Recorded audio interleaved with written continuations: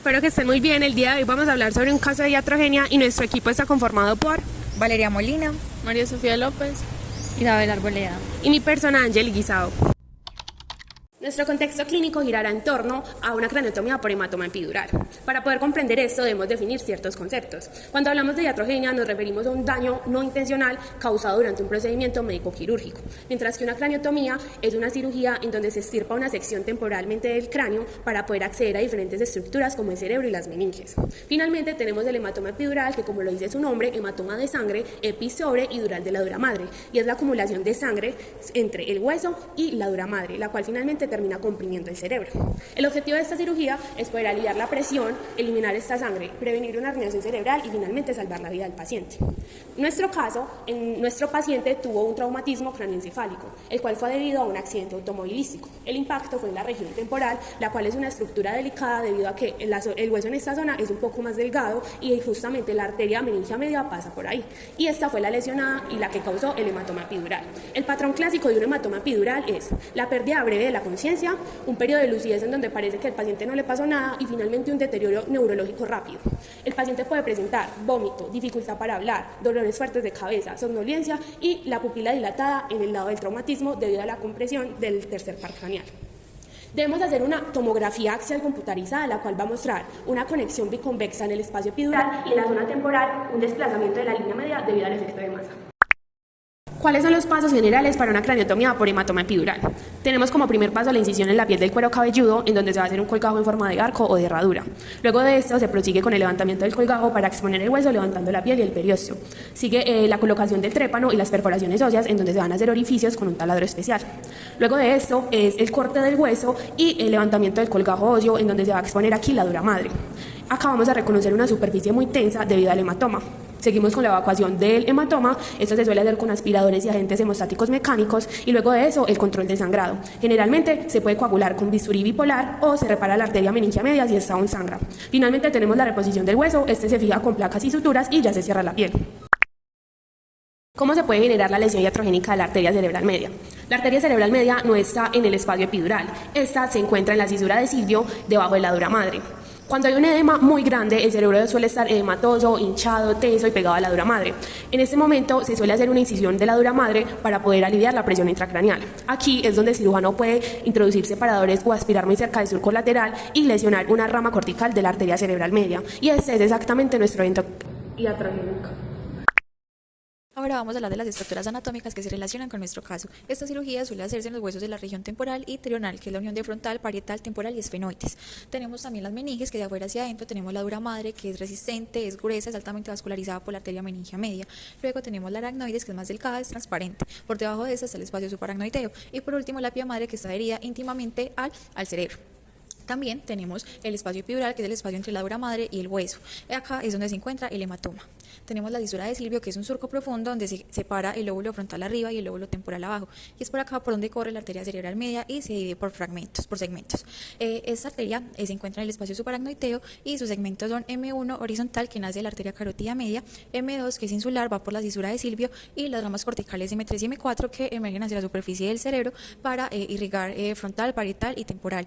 Estas ramas son las que se pueden lesionar cuando se hace una incisión en la dura madre o se hace una manipulación cortical. Entonces, ¿qué puede pasar? Puede afectar zonas del cerebro como el área como el giro frontal inferior, que es el área de Broca, área 45, que se encarga de la producción del lenguaje, también el giro precentral, que es el área 4, área motora, de la movilidad de la cara y el brazo, también el giro postcentral, que es el área sensitiva, 3, 1 y 2, que se encarga de la sensibilidad de la cara y el brazo, y la corteza superior temporal, donde se encuentran las áreas 41 y 42, que se encargan de la audición, y área 22, que es la audición secundaria.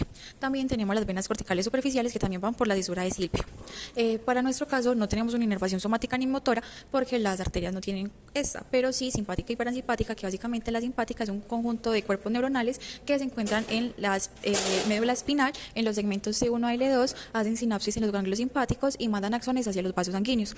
El parasimpático viene del nervio vago, hace sinapsis cerca de los tejidos y libera acetilcolina, que favorece la vasodilatación, y juntos forman el tono vascular y miden la dilatación de los vasos.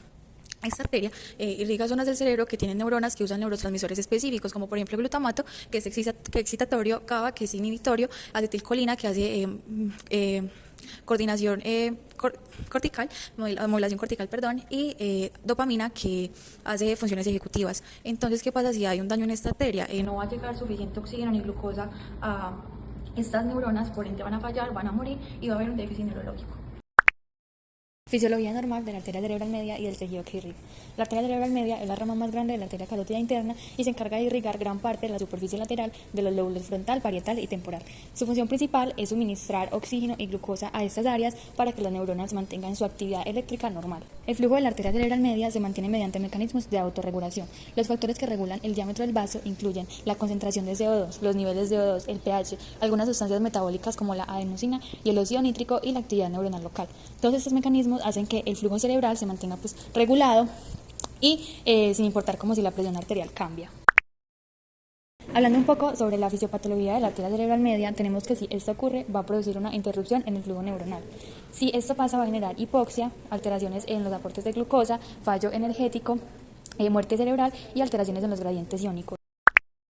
En cuanto a las consecuencias según el territorio afectado, tenemos que estas se dan dependiendo el área en el que se encuentren y pueden generar déficits neurológicos, por ejemplo, afasia receptiva, afasia expresiva, hemiparesia, hemiplegia o negligencia espacial. En cuanto a la fisiopatología celular de la isquemia, tenemos que la isquemia sería esa falta de flujo sanguíneo en los tejidos y esto puede generar que se agote rápidamente el ATP, fallos en la bomba de sodio-potasio, que las células se llenen de sodio y agua y esto puede generar un edema citotóxico, que la membrana se despolarice y de una manera sostenida, luego que se libere glutamato y esto a la vez va a generar que se libere calcio en exceso y por último tenemos muerte neuronal que se puede dar por apoptosis o por necrosis.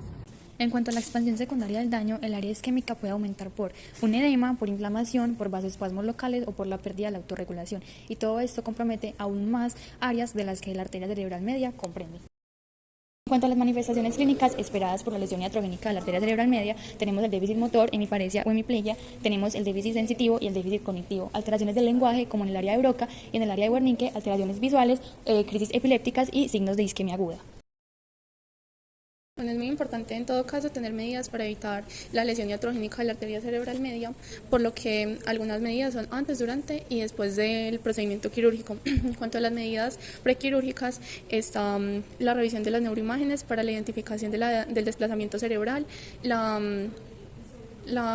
definición como del área en donde se va a realizar la craniotomía, tener en cuenta tanto la presión intracraneal como si el paciente tiene algún riesgo de herniación, y coordinar con anestesia tanto el manejo de la presión intracraneal como la relajación cerebral y tener siempre muy en cuenta toda el área vascular periférica que viene siendo la arteria cerebral media y la fisura de Silvio. En cuanto a las medidas intraquirúrgicas está la apertura, pues la realización de la incisión lenta y controlada de la dura madre, tener muy en cuenta no aspirar fuertemente en la fisura de Silvio para evitar lesionar ramas, evitar como una cauterización profunda para tampoco dañar ramas, siempre mantener como muy irrigada la zona para que no se llegue como a traccionar vasos y tener siempre presente las áreas corticales que van a ser expuestas durante el procedimiento. En cuanto a las medidas postquirúrgicas, está como toda la vigilancia neurológica, que viene siendo como la fuerza, el lenguaje y el estado de conciencia del paciente. También un TAC postquirúrgico en donde se puede evidenciar si hay un infarto cerebral o sangrado. La vigilancia de los signos de isquemia por compromiso de la arteria cerebral media y un control del edema, el cual puede ser, en caso de ser necesario, por osmoterapia. Además de un control de la presión intracraneal. Luego de la lesión en una de las arterias cerebrales, en este caso la media, el cerebro tiende a estar edematizado, inflamado y a haber un vasoespasmo. Entonces, para el manejo terapéutico de lo que se hace es, para prevenir el vasoespasmo, es el nimodipino, un manejo osmótico, el cual puede ser a través de mannitol o una solución hipertónica, el manejo en general como de la presión intracraneal, además de que se puede hacer un manejo postoperatorio estricto en la UCI, el cual básicamente es como la vigilancia neurológica, el controlar la perfusión siempre con la presión arterial y siempre buscando evitar una hipoxia, hipocapnia o una hipotensión, y con la rehabilitación en caso de que hayan secuelas para que no sean duraderas. Bueno, en caso de que se presente la lesión iatrogénica y se lesione la arteria cerebral media, lo principal es controlar la hemorragia y todo este sangrado, para así evitar que se presente un infarto cerebral. Entonces, como ya lo dije, lo principal es la hemostasia inmediata para evitar no solo el infarto cerebral, sino también que vayan a haber como daños neurológicos, una hemorragia cortical y que queden secuelas en el paciente. Esto se hace a través de gasas neuroquirúrgicas con presión directa, o también se puede hacer con bipolar, pero se debe tener como demasiado cuidado, ya que pues no se puede cauterizar como por completo toda la arteria. En caso de que el daño sea como reparable o sea seccionado y se trate de una rama muy importante o de mucha funcionalidad, lo que se hace es una reparación con una sutura microvascular de nylon de un calibre aproximado entre 8 ceros a 10 ceros. Y se hace una anastomosis terminal en caso de que pues, esté seccionado y se pueda unir. Y además con la colocación pues, como de clips o clamps vasculares para pues, frenar como el flujo sanguíneo mientras se hace la reparación arterial. En caso de que sea como una arteria completamente destruida o que no tenga como demasiada forma de repararla o la lesión sea muy extensa, lo que se hace suele ser un bypass intracraneal, extracraneal, y suele ser entre la arteria cerebral media y la arteria temporal superior. Y esto ayuda como a que todas estas otras ramas compensen pues como en esta zona, pues a la zona más distal. Y en caso de que se trate de una rama como no tan importante o no tan vital y que no genere como daños o secuelas neurológicas, lo que se hace es una oclusión total, la cual se puede hacer con bipolar, con sumo cuidado de no como cauterizar lo que no se va a cauterizar. La lesión iatrogénica de la arteria cerebral media durante una craniotomía por hematoma epidural es una complicación la cual no es muy frecuente, pero sí puede ser potencialmente grave. Y el hecho de comprender su anatomía, fisiología, las zonas de irrigación y la manera en la que se puede tratar y el daño que puede causar es bastante esencial para anticipar y sobre todo prevenir la complicación.